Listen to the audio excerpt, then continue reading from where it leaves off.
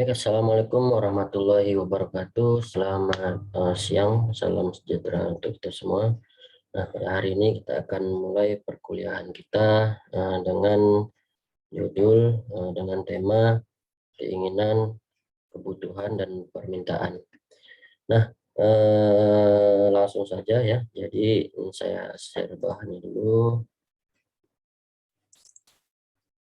Oke, nah eh, jadi materi kita hari ini adalah tentang kebutuhan, keinginan, dan permintaan. Jadi kita sudah masuk kepada perilaku konsumen itu sendiri ya. Jadi adanya kebutuhan suatu produk, maka terjadinya permintaan ataupun adanya keinginan terhadap suatu produk, baik jasa maupun produk barang, maka akan muncul suatu permintaan. Nah, jadi kebutuhan itu adalah ketidakberadaan beberapa kepuasan dasar. Nah, jadi yang namanya kebutuhan itu dia bersifat primer ya, biasanya bersifat memang yang harus diadakan gitu, memang harus dibeli misalnya. Jadi ketidakberadaan beberapa kepuasan dasar ini, nah, jadi tanda kutipnya itu adalah kata dasar. Jadi seperti makan, minum, sandang, pangan, papan itu adalah kebutuhan dasar. Nah, itu kalau kita seorang pemasar itu seorang manajer pemasaran harus paham gitu. Jadi sebenarnya produk yang akan kita ciptakan itu adalah suatu kebutuhan atau tidak. Kalau kita mainnya di kita jualannya itu di apa namanya di tema ataupun menyasar kepada kebutuhan daripada masyarakat, maka bisa dipastikan daur hidup produk itu akan terus berjalan. Nah, jadi kita masuk yang kedua, keinginan. Jadi keinginan itu adalah hasrat akan pemuas kebutuhan yang spesifik. Nah, keinginan ini sangat berbeda ya dengan kebutuhan. Kalau kebutuhan dia tuh sifatnya primer, sifatnya wajib. Kalau enggak terjadi sesuatu, ataupun kalau itu enggak dipenuhi, kita akan sakit misalnya, atau itu tidak kita penuhi, maka kita akan kesusahan gitu. Jadi kalau keinginan ini dia sifatnya kayak cuman pendukung saja ya. Jadi untuk meningkatkan apa namanya, meningkatkan status sosial misalnya, atau cuman apa namanya, untuk memuaskan hasrat atau keinginan batinnya saja dan sebagainya. Jadi ini produk-produknya itu bisa seperti kayak produk yang bukan produk primer ya, produk sekunder seperti misalnya mobil ya, seperti sepeda motor gitu. Jadi kan kalau misalnya nggak ada mobil kita masih bisa hidup gitu, tapi kalau kita misalnya nggak makan, maka kita nggak akan bisa hidup. Nah, itu contohnya. Nah, permintaan nih, masuk kita ke permintaan. Jadi sebenarnya kalau dua tadi sudah pandai, kita sudah para pemasar itu lihai melihat itu, maka permintaan ini tidak akan terbendung ya. Jadi calon-calon konsumen, target-target pasar kita akan melakukan permintaan, apalagi kita melakukan promosi. Nah, permintaan itu adalah keinginan akan produk yang spesifik yang didukung oleh kemampuan dan kesediaannya untuk membeli. Nah, ini yang saya merah ini. Jadi permintaan itu adalah produknya spesifik ya. Jadi produk apa yang diinginkan. Tadi ya seperti saya bilang, produk primer apa sekunder yang diinginkan. Selanjutnya yang didukung oleh kemampuan dan kesediaan untuk membelinya. Jadi kemampuan ini kita berbicara tentang materi ya. Jadi kan kalau pertukaran antara barang itu harus menggunakan uang ya zaman sekarang. Kalau dulu kan barter barang, tukar barang misalnya, atau barang dengan jasa misalnya. Jadi sekarang itu mampu nggak untuk melakukan permintaan gitu. Jadi harus punya modal gitu untuk memenuhi kebutuhan atau memenuhi keinginan tadi. Jadi selain itu juga kesediaan untuk membelinya. Jadi nggak melulu kita punya uang, kita kalau nggak mau beli ya nggak jadi beli gitu. Eh, eh, jadi harus ada motivasi lain gitu untuk memang mendasar untuk melakukan suatu permintaan. Nah, ini 8 faktor ya yang mempengaruhi permintaan dan penawaran di dalam bisnis. Jadi yang pertama itu adalah tren. Ya mungkin ini sudah pernah kita bahas ya. Jadi tren itu seperti musim ya. Jadi apa namanya, situasi yang sedang berkembang saat ini misalnya. Jadi kayak eh, faktor permintaan yang terpengaruh oleh tren itu misalnya kayak sekarang musimnya Korea ya, musimnya K-pop atau musimnya drakor-drakor. Jadi artis-artis Korea itu menjadi apa namanya? Menjadi ikon-ikon suatu produk jasa ataupun barang yang dijual oleh para perusahaan. Misalnya kayak perusahaan marketplace itu seperti Shopee, seperti Lazada, Bukalapak kalau nggak salah juga mengiklankan itu dengan ikon-ikon artis-artis Korea. Dan mereka melihat memang pasar mereka itu adalah wanita keseringannya, maka kan wanita ini kalau udah nonton laki-laki pria Korea gitu langsung wah ganteng kali. Jadi makanya itu adalah suatu penarik bagaimana supaya perusahaan itu lebih lebih menjadi berbeda ya daripada perusahaan-perusahaan lain. Selanjutnya musim dan lingkungan. Nah, ini juga paling penting. Ini kita bahas tentang bagaimana kita melihat daripada segmentasi apa namanya ya, dari tempat ya. Jadi demografis. Jadi yang namanya musim dan lingkungan itu juga sangat mempengaruhi. Contohnya mungkin juga pernah saya sampaikan kalau di daerah musim hujan itu seperti Kota Bandung itu maka di sana akan sangat banyak orang menjual yang namanya mantel hujan, jas hujan anti air, terus jas untuk sepatu ya anti air sehingga memang di sana dibutuhkan gitu. Jadi ya, karena di sana apa namanya mobilitas juga tinggi ya, masyarakatnya bekerja ke sana kemari, maka itu dibutuhkan oleh masyarakat. Nah, lain halnya dengan daerah yang misalnya daerah yang panas gitu, yang jarang hujan, misalnya daerah Kalimantan atau daerah mana yang jarang hujan, dan di sana orang-orang nggak butuh yang namanya mungkin ya mantel ataupun jas sepatu itu supaya nggak kena air. Mungkin ada jual satu dua, tapi nggak begitu menjadi prioritas utama untuk dibeli karena memang kondisi musim dan lingkungan itu tidak mendukung untuk apa namanya memakai produk itu setiap hari. Jadi musim dan lingkungan itu juga menjadi faktor penentu dalam permintaan dan penawaran konsumen. Terus hadirnya produk alternatif. Nah, produk alternatif ini adalah produk-produk yang diciptakan yang sama ataupun yang fungsinya sama, tapi mungkin kualitasnya yang berbeda ataupun harganya yang berbeda ataupun sedikit-sedikit fitur yang berbeda sehingga konsumen itu akan menilai sesuai dengan apa namanya kemampuan konsumen tersebut. Kalau dia memang misalnya cari barang serupa dengan fungsi yang sama tapi dengan harga yang murah, maka dia akan beralih kepada produk yang murah.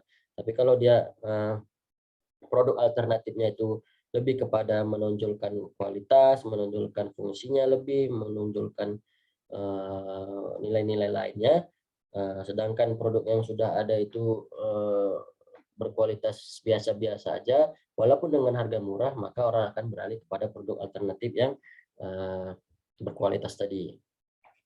Nah, selanjutnya perubahan pendapatan masyarakat. Nah, ini juga sangat berpengaruh ya. Jadi yang tadi saya bilang, jadi kalau orang ingin melakukan suatu apa namanya permintaan, maka dia harus punya uang gitu, harus punya modal.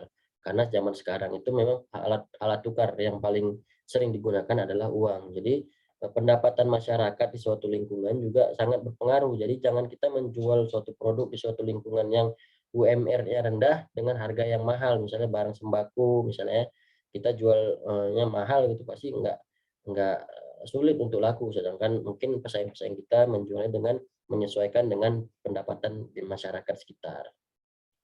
Terus fluktuasi harga. Nah, fluktuasi harga ini bisa dibilang bukan harga produk kita ya, tapi tentang bagaimana apa namanya naik turunnya harga bahan misalnya. Jadi kalau kita membutuhkan apa namanya membutuhkan bahan baku untuk membuat produk, jadi fluktuasi harga yang bahan inilah yang mempengaruhi terhadap suatu produk sehingga mempengaruhi juga permintaan dan penawaran.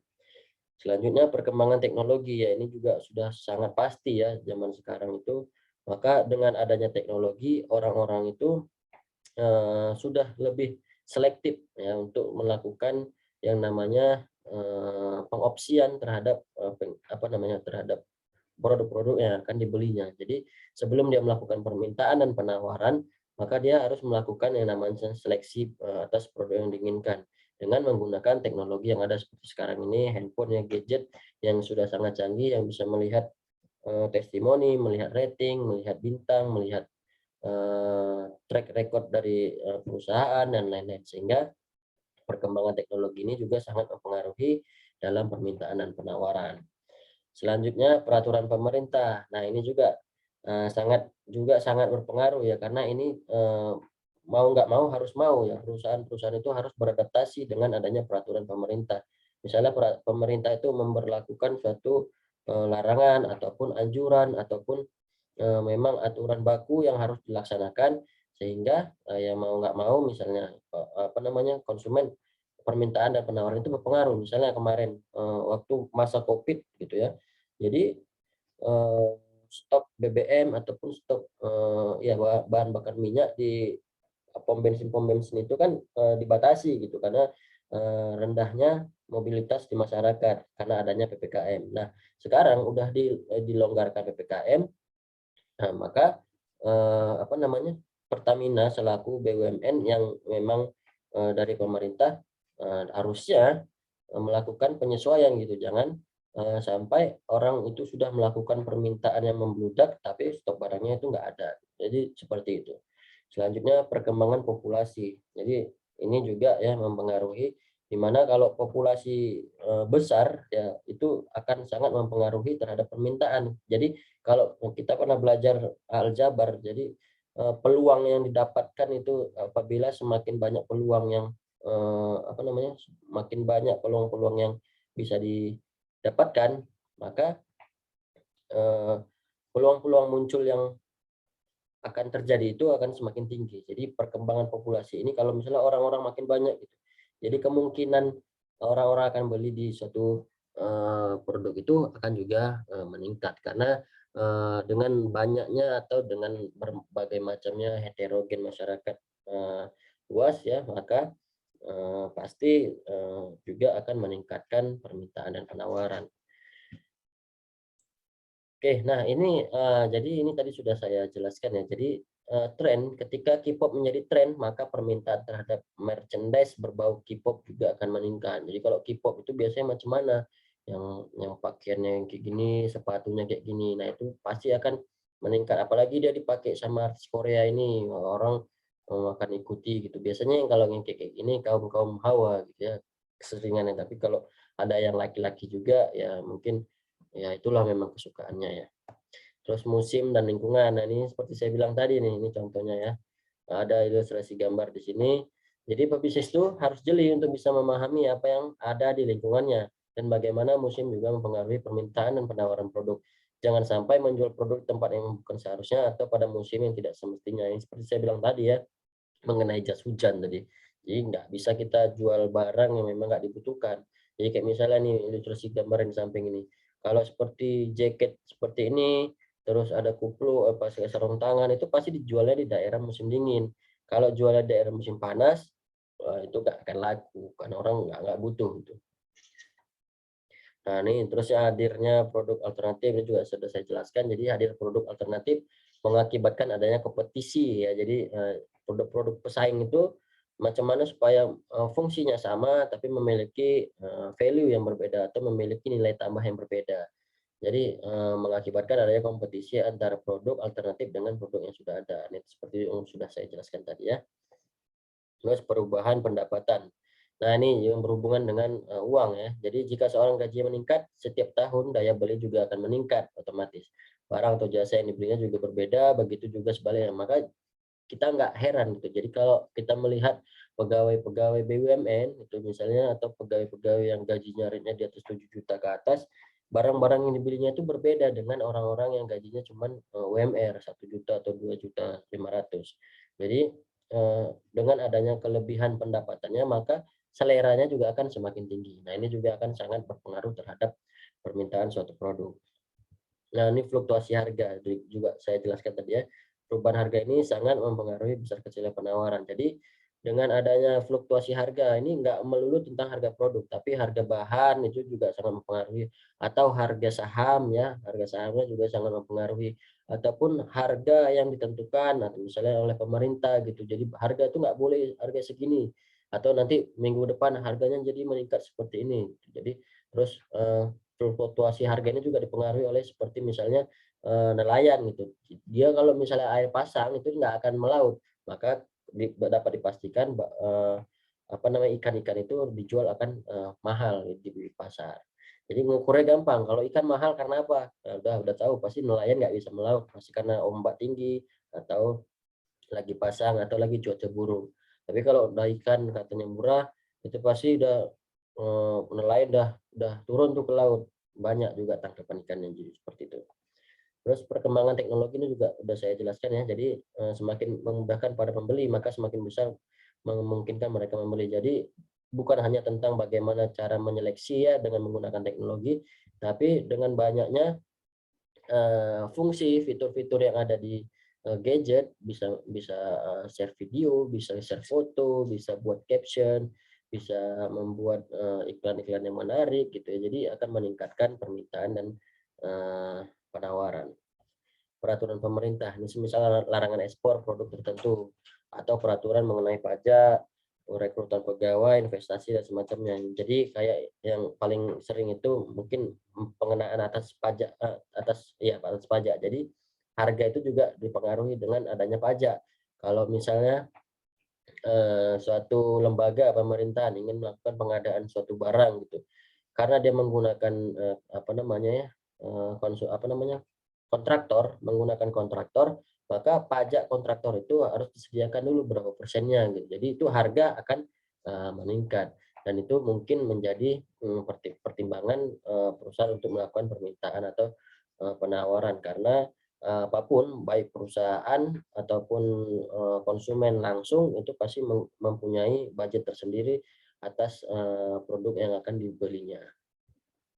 Nah, ini perkembangan populasi juga sudah saya jelaskan. Jadi peningkatan populasi akan menyebabkan peningkatan juga dalam permintaan produk.